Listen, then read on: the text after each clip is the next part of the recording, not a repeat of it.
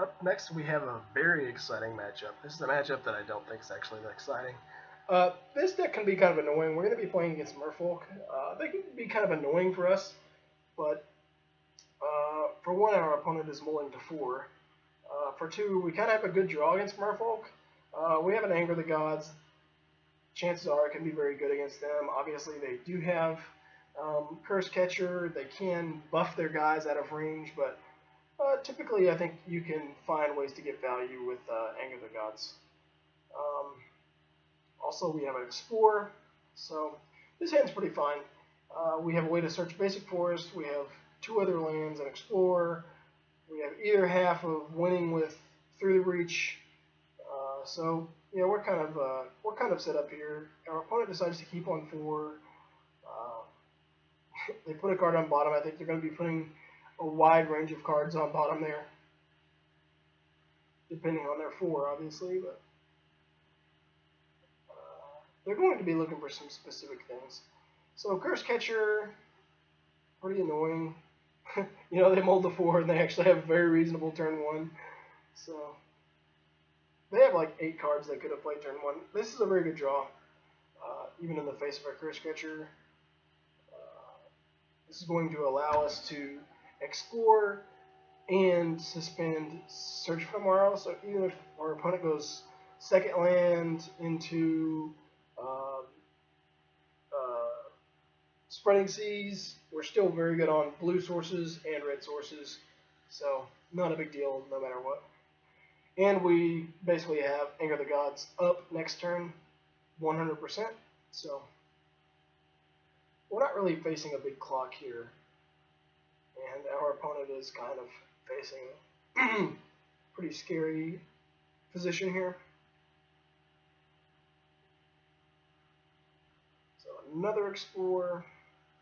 I would rather explore than just Anger the Gods away one guy. Let's play 2 lands. Really in great shape here. Nothing that we're really scared of.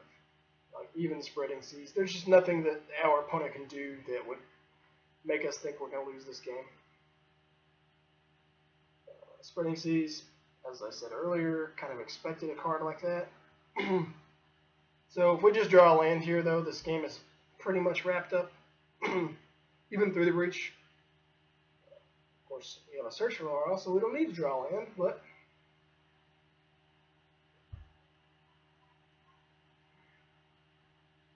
Maximum Mountains for this Primeval Titan.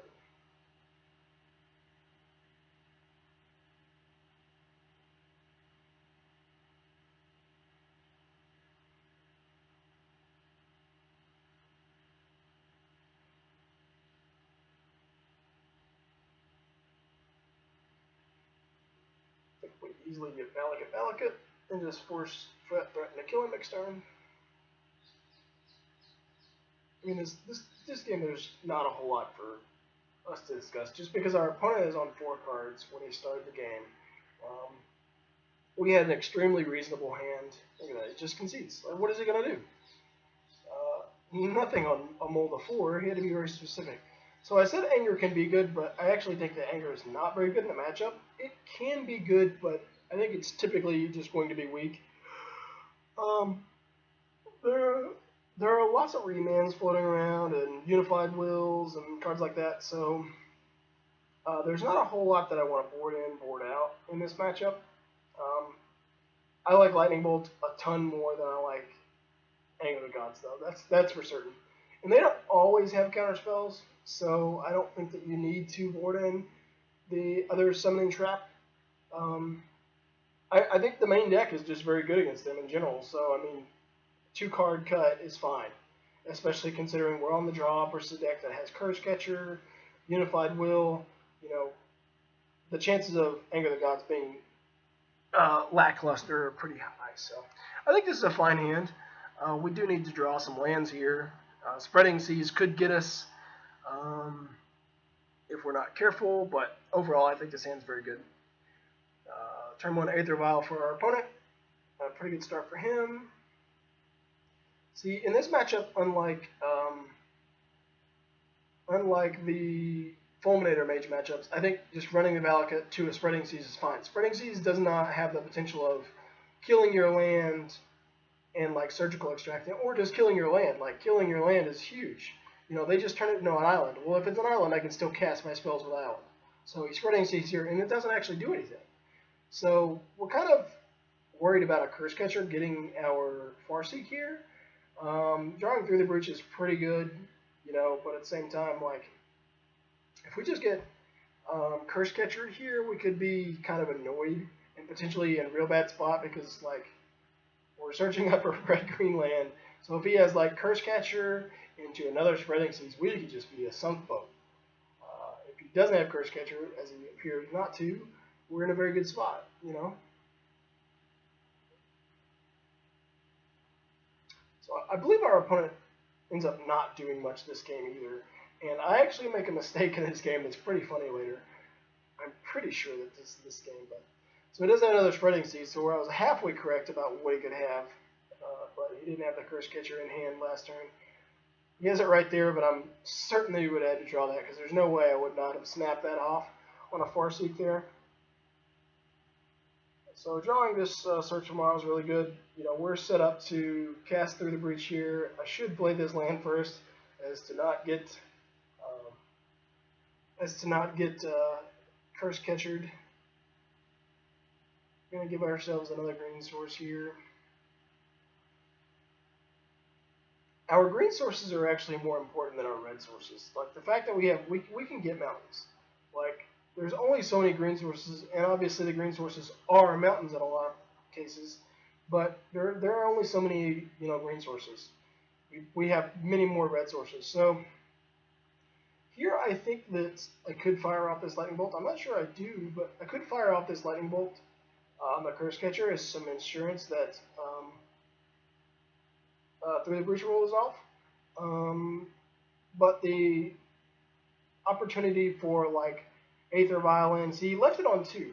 So Aether Violin, something to interact with me, or just Aether Violin, a creature for Unified Will. You know,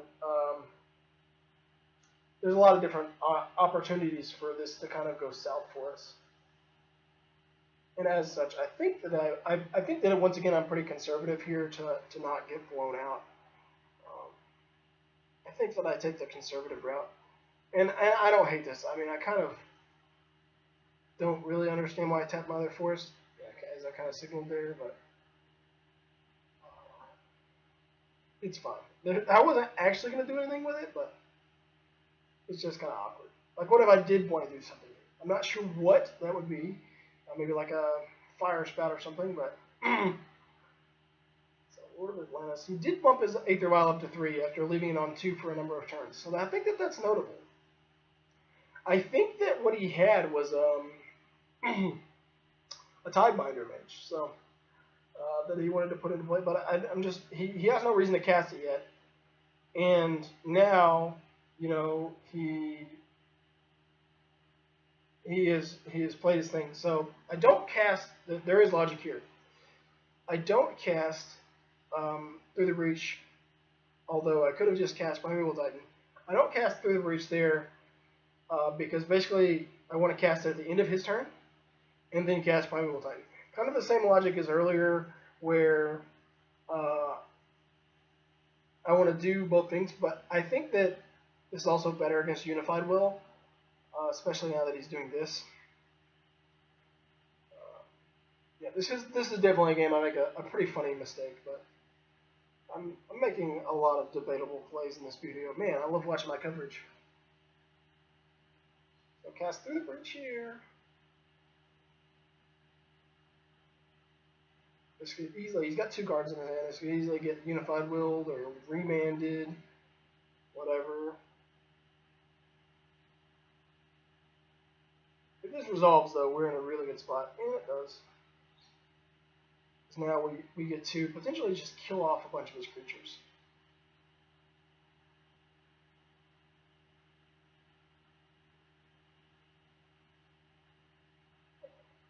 Which is the spoiler alert for the big mistake that we make. It's a very good one. I mean, pretty sure I can kill my opponent this turn, but I find a funny way to like finagle this turn. So Kira is the mistake I make. Kira says the first time that a thing targets. So this is the Unified Will. Upstage. Oh yeah. This is how this goes wrong. So Kira says the first time it enters an ability. Yeah, there you go. Spell or ability targets each creature you control. You counter it. So I should have killed the Kira first, and then killed the board. Because right now I can actually sweep his board.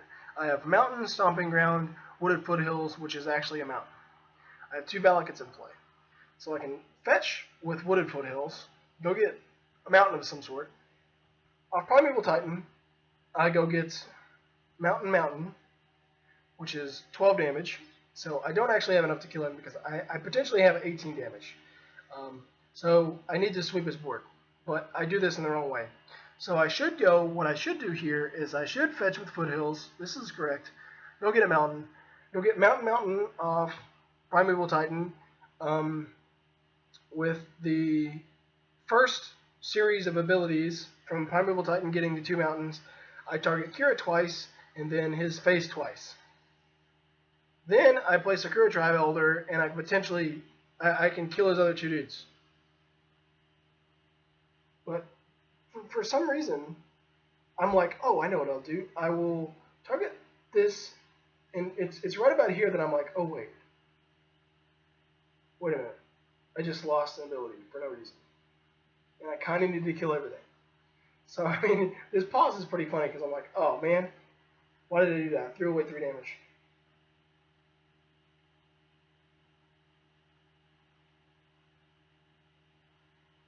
I'm still thinking about it like, oh, me. Yeah, and here's... Yep, still messed it up. That is correct.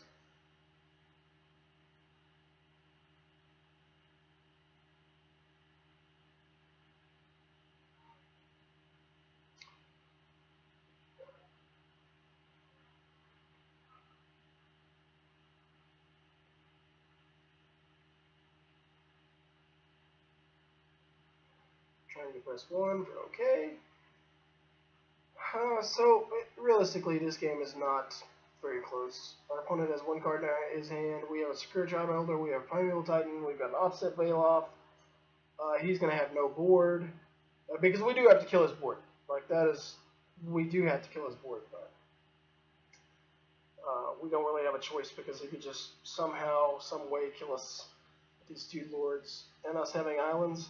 So we kind of want to make sure that he doesn't have a board here. Plus, we can just kill him next turn. We still have 3 basic mountains, a Cinder Glade, and 1 stomping. Nope, no stomping mountains. So 3 basic mountains and a Cinder Glade left in our deck. So we have plenty of mountains. He does get a Valakut, or a Spreading Seas on a Valakut, so that's kind of annoying, but all the same, we kind of just have a dominating position here. So we can play Primeval Titan, get Valakut Mountain, deal 6 to him, then attack him for 6 and get 2 more mountains, which deal more than enough to kill him.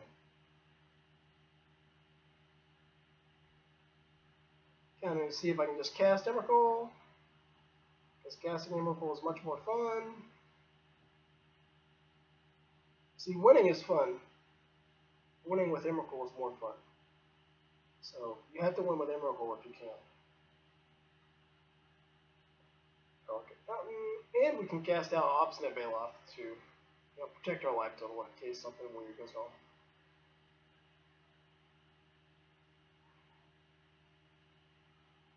This game is just over. Sometimes I play Vapor Snag though. I mean, although he would still just be dead. Like, that doesn't take away the fact that he would just be dead. In fact, this is actually incorrect because he could have Vapor Snag. But it is what it is. So right now we are 2-1. A victory over Merfolk, Grixis, Shadow, and a loss to Jund Shadow.